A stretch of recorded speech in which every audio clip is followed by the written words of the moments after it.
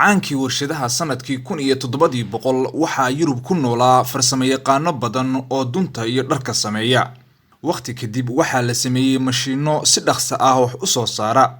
Mashiin uumiyadyada ayaa horumarin lagu sameeyay waana bilowgii kacaankii warshadaha waxa uu kacaanku ka bilowday wadanka Ingiriiska. Inkastoo Ingiriisku ka dad yaraa Yurubta kale, haddana sababo dhowr ah ayaa keenay in kacaanka warshaduhu uu ka bilowdo halkan. Kacaanka beeraha, awoodda badda, dhuxusha iyo siyaasad xor ah ayaa ka mid ahaa sababaha. Wadanka Ingiriiska waxaa ku noolaa beeraley fara badan.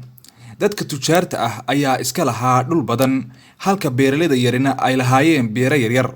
Kacaankii beeraha ayaa keenay in tujaartu ay dhul fara badan helaan, beeraleydii yaryarana ay u soo guuraan magaalooyinka. Tani waxay keentay in beeraleydu helaan dakhli badan, waxayna isticmaaleen lacag badan oo ay ku gataan alaab. Taasi waxay keentay macaash fara badan iyo dhaqaale.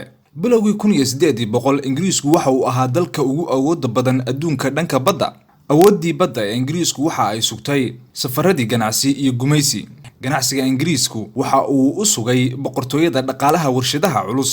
Xabala'aanta ka jirta Ingiriiska ayaa keentay in uu raadiyo kulalayaal kale. Si fududna waxa uu ku helay dhuxul dhagaxda, isaga oo ka helay dhulka hoostiisa.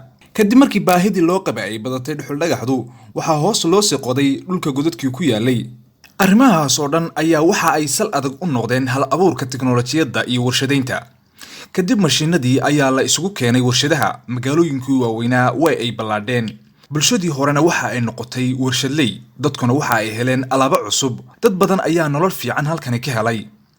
Furfuridda dunta iyo samaynta dharku waxay ahayd shaqo dumar. Qaar badan oo ka mid ah qoysaska beeraleyda waxa ay dakhli dheeraad ah ka heli jireen dun furfuridda iyo dhar samaynta ay guryahooda ku qaban jireen.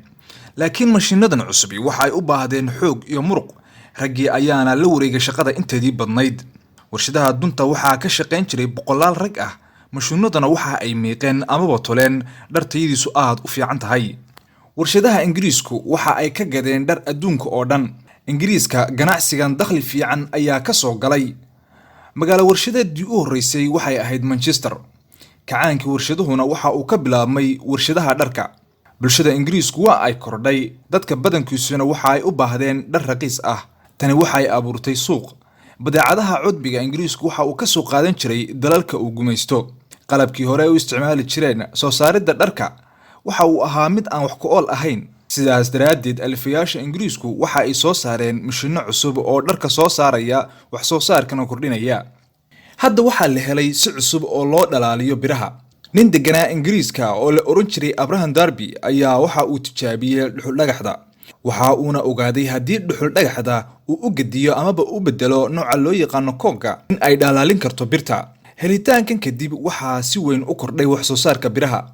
Dhuxul dhagaxdana waxa la qoday dhulka hoostiisa oo mar walba sii dheeraanayay. Biyaha kor uga soo baxaya godadka waaweyn ee dhuxul dhagaxdu waxa nugayay tuubooyin waaweyn oo loogu talagalay oo loo isticmaalayay mashiin uumiyeedyo.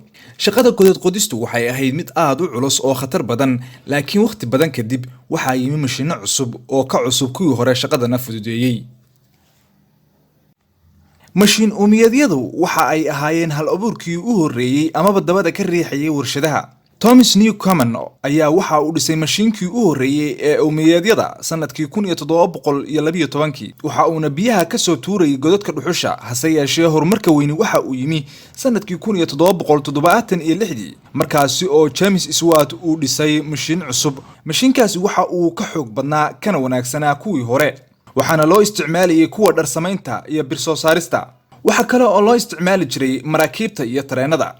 waxaad nagala socotaan boggeena la jaanqaad dunida. waad ku mahadsantihiin inaad daawataan muuqaalkan. fadlan subscribe dhaha, share ta, ha ilaawina commentigana ku dara. waad mahadsantihiin.